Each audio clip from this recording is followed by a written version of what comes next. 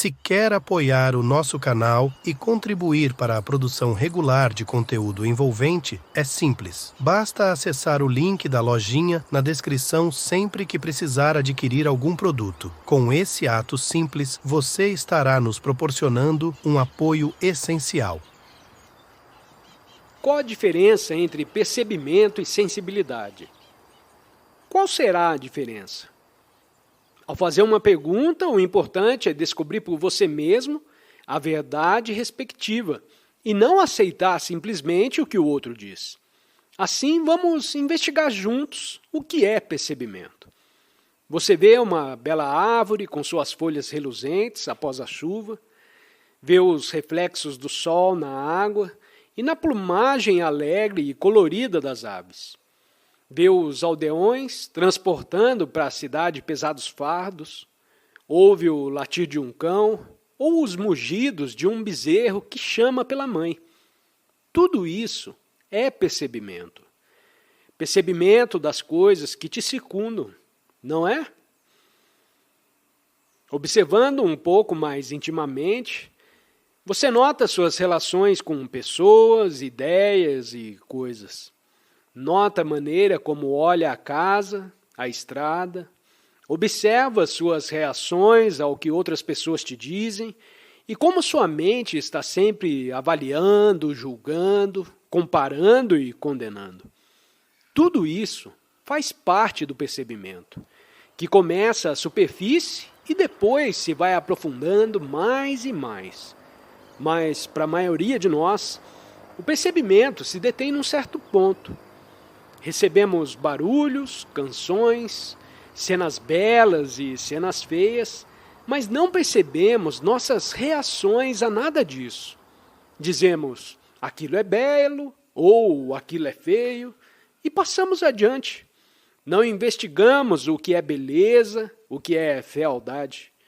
Por certo, perceber quais são as suas reações, estar mais e mais vigilante a cada momento de seu pensar, observar, que sua mente está condicionada pela influência de seus pais, de seus mestres, sua raça e cultura, tudo isso faz parte do percebimento.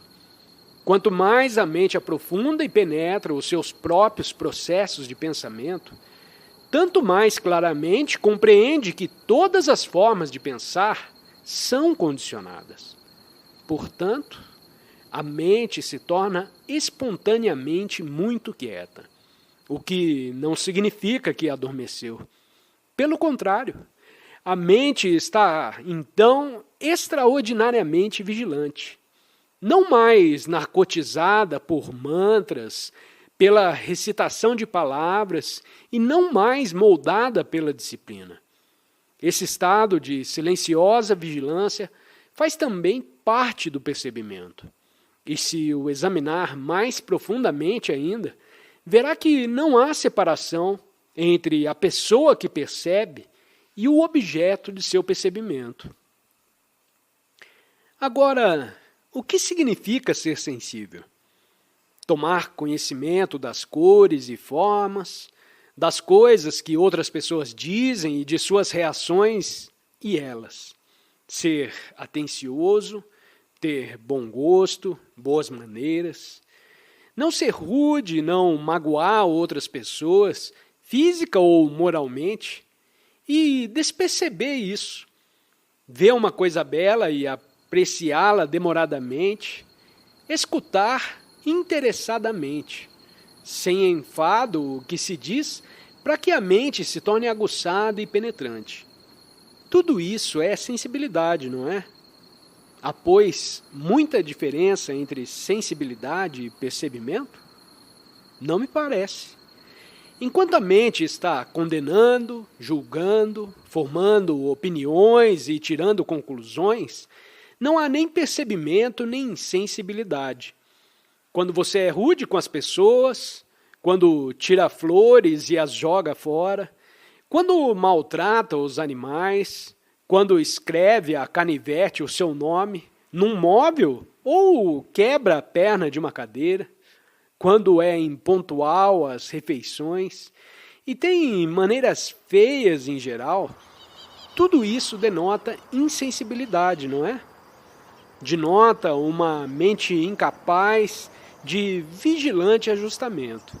E, por certo, faz parte da educação ajudar o aluno a ser sensível, de modo que não cuide unicamente de ajustar-se ou de resistir, porém esteja sempre atento ao movimento da vida como um todo. Os que são sensíveis na vida poderão sofrer muito mais do que os insensíveis, mas se compreenderem e transcendem o seu sofrimento, descobrirão maravilhas.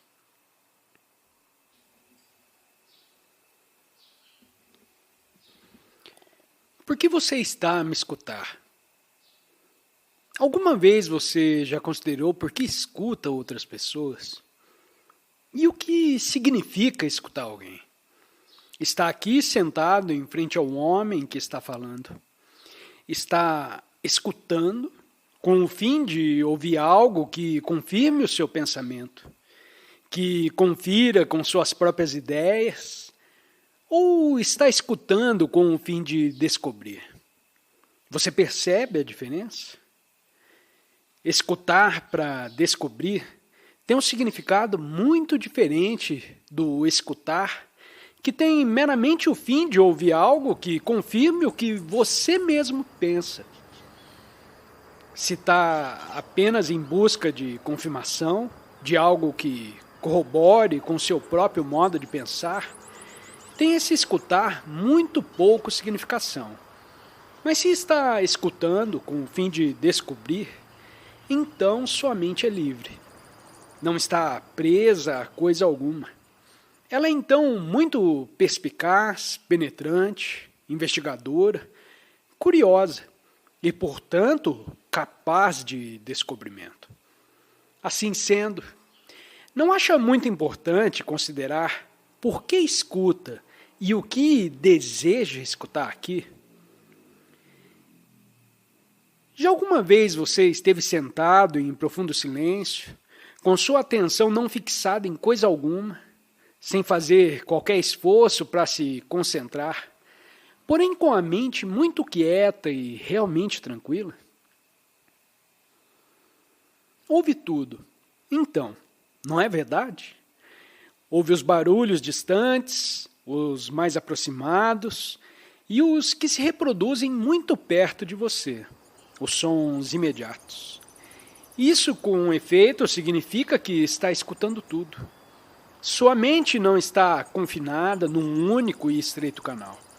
Se sabe escutar dessa maneira, escutar com naturalidade, sem tensão, verá acontecer dentro, em você, uma coisa extraordinária, uma transformação que se verifica independentemente da sua vontade e sem a solicitar.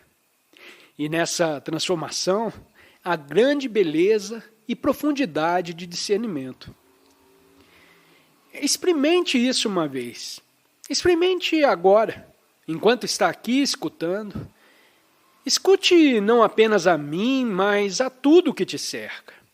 Escute todos os sons, o chocalho das vacas e os sinos do templo, o trem distante e as carroças que passam na estrada. E se você fosse chegando mais para perto, escute a mim também. Descobrirá que há grande profundeza no escutar. Mas para isso necessita de uma mente muito quieta. Se deseja de vera escutar, sua mente está naturalmente quieta, não é verdade? Não é então distraído por nada que sucede em suas proximidades. Sua mente está quieta, porque está escutando tudo profundamente. Se puder escutar dessa maneira, com naturalidade, com agrado verá ocorrer uma extraordinária transformação em seu coração e em sua mente. Transformação em que não pensou previamente e que de nenhum modo produziu. O pensamento é uma coisa muito estranha, não? Você sabe o que é o pensamento? O pensamento ou pensar é para a maioria das pessoas algo que foi coordenado pela mente. E cada um está pronto a bater-se em defesa de seus próprios pensamentos. Mas se realmente puder escutar tudo, o marulhar da água à beira do rio, o canto dos pássaros, o choro de uma criança, os ralhos de sua mãe, as ameaças de um companheiro, as implicâncias de sua esposa ou marido, verá que então ultrapassa as palavras, ultrapassa as meras expressões verbais que tanto atenazam o seu ser. É muito importante ultrapassar a mera expressão verbal, porque afinal de contas, o que é que todos nós desejamos? Jovens ou velhos, inexperientes ou amadurecidos, todos desejamos ser felizes, não é verdade? Como estudantes, desejamos ser felizes nas partidas que jogamos, nos estudos, na execução das pequenas coisas que gostamos de fazer. E nos tornando mais velhos, buscamos a felicidade nas posses, no dinheiro, em ser donos de uma bonita casa, de uma esposa ou marido compreensivo, de um bom emprego. Quando essas coisas deixam de nos satisfazer, passamos a outra coisa. Dizemos, devo ser desapegado porque assim serei feliz. Começamos, pois, a praticar o desapego. Abandonamos a família, as posses e nos retiramos do mundo. Ou ingressamos em alguma ordem religiosa e pensamos que seremos felizes se nos unirmos para falar sobre fraternidade, se seguimos um líder ou um guru, um mestre, um ideal, se cremos no que essencialmente é um meio de nos enganar, uma ilusão, uma superstição. Entendem o que estou dizendo? Quando você penteia os cabelos, quando veste roupas limpas e você se adorna, tudo isso faz parte do seu desejo de ser feliz, não é? Quando passa nos exames e acrescenta algumas letras do alfabeto ao seu nome. Quando obtém um emprego, adquire uma casa e outros bens. Quando se casa e tem filhos. Quando ingressa numa sociedade religiosa, cujos guias alegam receber mensagens de mestres invisíveis. Atrás de tudo isso está aquela compulsão a encontrar a felicidade. Mas veja, a felicidade não vem tão facilmente assim, pois a felicidade não se acha em nenhuma dessas coisas. Você pode experimentar prazer, encontrar uma satisfação nova, porém, mais cedo ou mais tarde, tudo se torna cansativo, porque não há felicidade duradoura nas coisas que conhecemos. Ao beijo segue-se a lágrima, ao riso a aflição e a desolação. Tudo fenece e declina. Assim, enquanto estão jovens, devem começar a descobrir o que é essa coisa estranha chamada felicidade. Essa é uma parte essencial da educação. A felicidade não vem quando está lutando para alcançá-la. Eis o grande segredo. Embora isso seja muito fácil de dizer, eu posso dizer em poucas e simples palavras, mas pelo simples fato de me escutar e de repetir o que ouviu, você não vai ser feliz. Coisa estranha, a felicidade. Ela só vem quando você não a busca. Quando nenhum esforço está fazendo para ser feliz, então, inesperadamente, misteriosamente, surge a felicidade. Nascida da pureza, da beleza, do viver pleno. Mas isso exige muita compreensão. E não que ingresse em alguma organização ou procure se tornar alguém. A verdade não é coisa conquistável.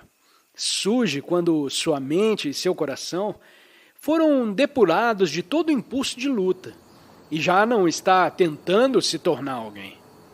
Ela está presente quando a mente está muito quieta, escutando num plano atemporal tudo o que se passa. Pode escutar essas palavras, mas para ver felicidade, deve descobrir como libertar a mente de todo o temor. Enquanto tiver medo de alguém ou de alguma coisa, não pode haver felicidade. Não haverá felicidade enquanto temer os seus pais, os seus mestres, enquanto recear não passar nos exames, não progredir, não poder se aproximar do mestre, da verdade, não merecer louvores e lisonjas. Mas se realmente nada temer, verá então, ao despertar em uma bela manhã ou ao dar um passeio sozinho, acontecer de repente algo extraordinário, sem ser chamado, nem solicitado, nem procurado. Aquilo que se pode chamar amor, verdade, felicidade, se manifesta subitamente. Eis porque tanto importa que seja educado corretamente enquanto estão jovens. O que atualmente chamamos educação não é de modo nenhum educação, porque ninguém te fala dessas coisas. Seus mestres lhes preparam para passar nos exames, mas não te falam sobre o viver. Os mais de nós conseguimos apenas subsistir, nos arrastar de alguma maneira pela vida, e por isso a vida se torna uma coisa terrível. O viver realmente exige abundância de amor, de sensibilidade ao silêncio, grande simplicidade a par de abundante experiência. Requer uma mente capaz de pensar com toda clareza, não tolhida pelo preconceito ou a superstição, pela esperança ou o medo. Tudo isso é a vida. E se não está sendo educado para viver, sua educação é completamente sem significação. Pode aprender a ser muito aciado, a ter boas maneiras, e pode passar em todos os seus exames. Mas dá importância primária a essas coisas, enquanto toda a estrutura da sociedade está a esboroar-se, é o mesmo que está a limpar e a polir as unhas com a casa a arder. Veja, ninguém te fala nada sobre isso. Ninguém examina nada junto com você. Assim como passa dias sucessivos estudando certas matérias, matemática, história, geografia, deveria também passar uma boa parte do seu tempo falando sobre esses assuntos profundos, pois isso dá riqueza à vida. Pergunta: a adoração de Deus não é a verdadeira religião? Resposta: vejamos primeiramente o que não é religião. Não é esta a maneira correta de nos abeirarmos dessa questão? Se pudermos compreender o que não é religião, então talvez comecemos a perceber uma outra coisa. Isso é como limpar uma vidraça suja. Começa-se a distinguir claramente o que está do outro lado. Vejamos se poderemos compreender e varrer de nossa mente aquilo que não é religião. Não vamos dizer aqui, vou refletir sobre isso, para ficarmos apenas manipulando palavras. Talvez possa fazer o que eu estou dizendo, mas a maioria das pessoas mais velhas já está presa na rede. Sentem-se confortavelmente instaladas naquilo que não é religião e não desejam ser perturbadas. Assim, o que não é religião? Já refletiu nisso? Eles têm te ensinado incansavelmente o que se supõe ser religião. Creem-se em Deus e em dúzias de coisas, mas jamais lhe convidaram a descobrir o que não é religião. Mas agora vocês e eu vamos descobrir isso por nós mesmos. Ao escutar a mim ou a outro qualquer, não se limite a aceitar o que se diz, mas escute com o fim de discernir a verdade relativa à questão. Uma vez que tenha percebido por você mesmo o que não é religião, então em todo o curso de sua vida, nenhum sacerdote ou livro poderá te enganar. Nenhum sentimento de medo criará ilusões e te fará crer nelas e segui-las. Para descobrir o que não é religião, tem de começar no nível do trivial e depois ir subindo. Pode-se poder ir longe, é preciso começar com o que está perto. E o primeiro degrau é o mais importante de todos. Assim, o que não é religião? Cerimônias é religião? Praticar puja vezes sobre vezes é religião? A verdadeira educação consiste em aprender a pensar e não o que pensar. Se sabe pensar, se realmente tem essa capacidade, você é então um ser humano livre. Livre de dogmas, de superstições, de cerimônias, e, portanto, você é capaz de descobrir o que é religião. As cerimônias, evidentemente, não são religião, pois quando celebra cerimônias, está meramente repetindo uma fórmula que te foi transmitida. Pode encontrar um certo prazer no celebrar cerimônias, assim como outros encontram prazer no fumar e no beber. Mas isso é religião?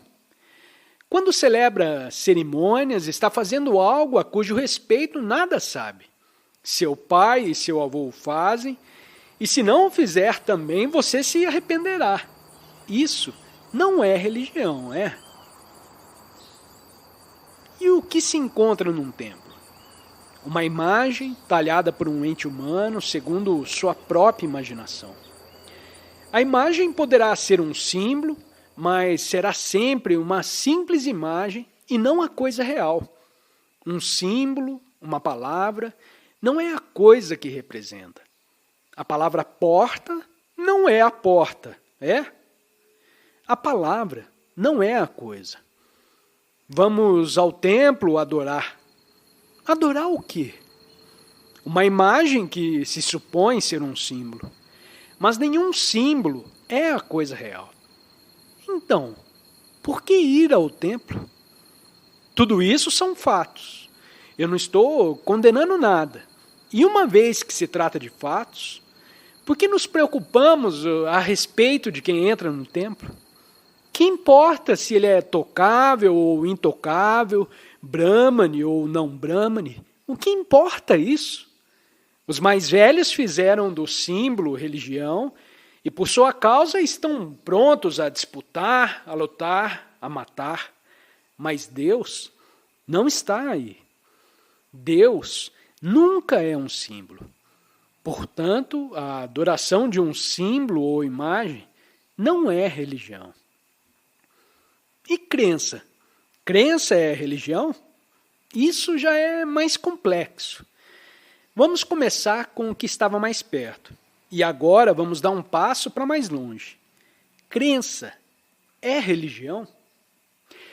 Os cristãos creem de uma maneira, os hinduístas de outra, os muçulmanos de outra, os budistas de outra mais. E todos se consideram muito religiosos. Todos têm seus templos, seus deuses, suas cerimônias e crenças.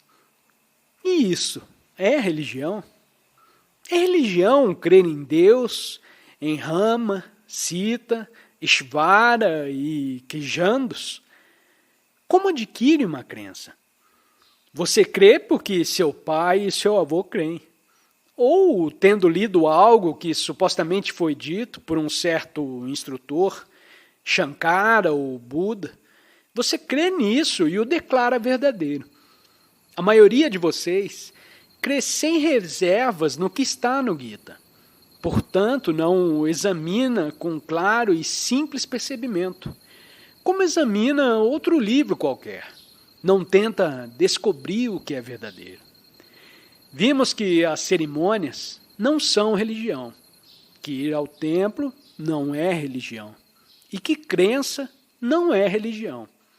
Os cristãos têm suas crenças e por isso estão separados dos de outras crenças e também divididos entre si. Os hinduístas se acham num estado de perene inimizade, crendo-se brâmanes ou não brâmanes, isso ou aquilo. A crença, pois, traz inimizade, divisão, distinções, e isso, muito evidentemente, não é religião. Então, o que é a religião? Se você limpou bem a vidraça, isso é, se deixou de celebrar cerimônias, se abandonou todas as crenças, se deixou de seguir qualquer guia ou guru, então a sua mente, como a vidraça, está limpa, polida e pode ver muito claramente através dela. Quando se varrerem da mente todas as imagens, rituais, crenças, símbolos, todas as palavras, mantras e repetições, e todo o temor, então o que você vê será o real, o atemporal, o eterno, o que se pode chamar Deus.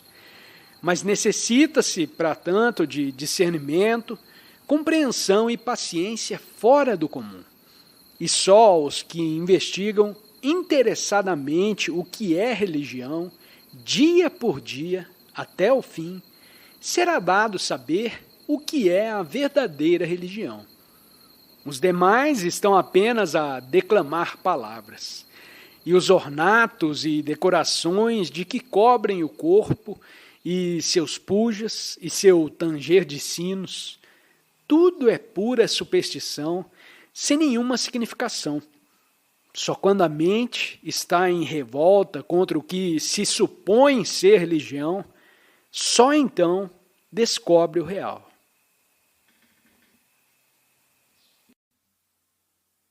Obrigado por acompanhar esta fascinante palestra com Krishnamurti. Se o conhecimento compartilhado aqui ressoou em você, convidamos a explorar mais 2 pérolas de sabedoria que estão sendo exibidas na sua tela. Desafie-se a expandir o seu entendimento. Compartilhe as suas percepções no campo de comentários. Sua voz é importante para nós. Não se esqueça de se inscrever para continuar essa jornada conosco. Até logo!